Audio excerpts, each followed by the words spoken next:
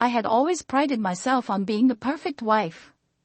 I'd married Jake 6 years ago, and for the most part, our marriage had been full of love, passion, and the quiet understanding that comes with shared years. But lately, things have begun to change. Jake, a successful lawyer, had always been busy with work, but over the last few months, his absences had become longer, his focus more intense, and the conversations we shared felt like they were being drowned out by the weight of his professional life. We hadn't had the same connection in bed that we used to, and his long hours left me feeling more isolated than I cared to admit. I tried to convince myself that it was just a phase. Every marriage had its ups and downs, right? But then, one evening, after another long stretch of silence and a particularly disappointing night in bed, I received a text from an old college friend, Alex. He'd been one of the few men I'd felt a connection with before I met Jake, and though we'd lost touch over the years, the spark between us had never completely disappeared. Our conversation started innocently enough. Hey, it's been so long, how are you? But quickly shifted to something deeper. Alex made me laugh in a way Jake hadn't in months, and for the first time in a long while, I felt seen. He suggested we meet for drinks, and despite the guilt gnawing at the back of my mind, I agreed. That night, I lied to Jake. I told him I was going to visit a friend in town, someone he didn't know, and left the house, my heart pounding in my chest as I headed to the bar where Alex was waiting. When I arrived, Alex was sitting at a small corner table, smiling up at me in a way that made my pulse quicken. He still looked the same, tall, dark-haired, and impossibly handsome, with a playful glint in his eyes that I remembered all too well. We talked about everything and nothing, slipping into familiar banter, our connection reigniting with every passing minute.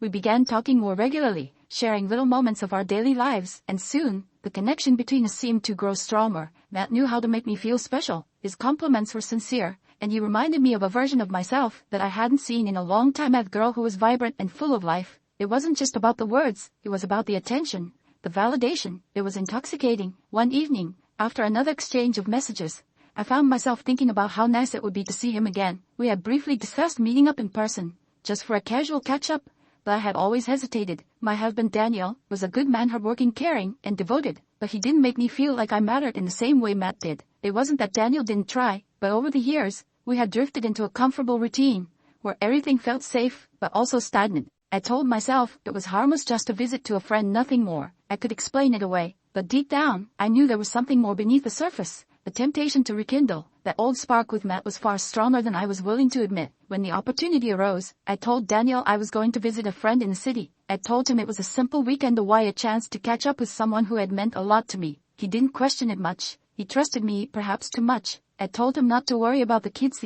We're going to spend the weekend with my sister. So everything was set. I had even made sure to leave the house in an orderly fashion, so it would seem like nothing was out of place. But it was all a lie. As I drove to meet Matt, I felt a strange mix of excitement and guilt. I had convinced myself that it was just a friendly visit. There was no harm in it, right? But the closer I got to our meeting place, the more my heart raced. I wasn't going to see just any old friend. I was going to see someone who had been a part of my life in a very different way. I was going to see Matt, man who had always been able to make me feel alive, the man who was pulling me out of the rut I'd been in for years. When we finally met, the chemistry between us was undeniable. The moment our eyes locked, I could feel the weight of the years melt away. We talked about everything and nothing. It was as though no time had passed since we last saw each other. The laughter was easy, and there was a warmth in our conversation that felt both familiar and thrilling. Then, things started to shift, as we sat together at the bar, laughing and reminiscing.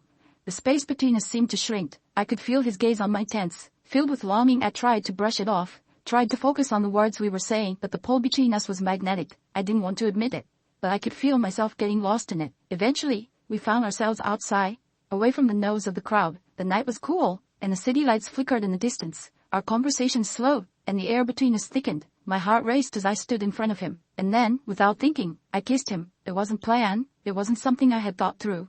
But it happened. The kiss was soft at first, tentative, but quickly turned into something much more urgent. And for the first time in a long while, I didn't feel like a wife or a mother. I felt like a woman, desirable, wanted, and alive. The guilt crept in as I realized what I had just done, but it was quickly drowned out by the overwhelming feelings of excitement and desire. I told myself it was a one-time thing, that it didn't mean anything, but deep down, I knew that wasn't true. The weekend passed in a blur of stolen moments, texts, and secret conversations. Every time I looked at Matt, I saw someone who had once been a part of my life, someone who could make me feel something I hadn't felt in years.